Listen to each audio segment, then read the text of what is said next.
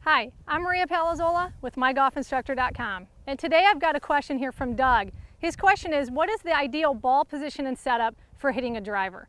Great question, Doug, and it's really pretty simple. When we're hitting a driver, our goal is to catch that ball on a bit of an upswing. The driver does not have a lot of loft built into it, so we want to actually catch that on the up arc. If we find ourselves hitting down on the driver, we might not only pop balls up, but we're going to de-loft that face and shoot the ball out low, which is going to kill our distance in the long run.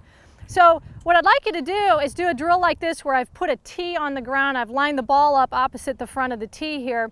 This way I can look down in my stance and see where my ball position is. I want to make sure that the ball is positioned quite a bit closer to my front foot. Now, a lot of people will recommend playing it right at your left instep, and that's fine. However, if you've got a super wide stance, by the time you get the ball lined up at your left instep, you can see how far my body center gets behind the ball.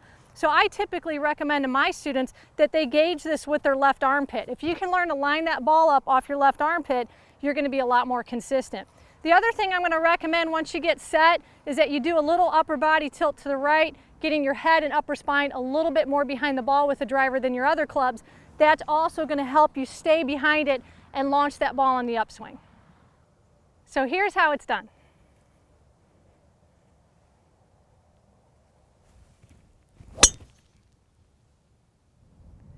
It's simple and it works. If you have a question, ask me on mygolfinstructor.com.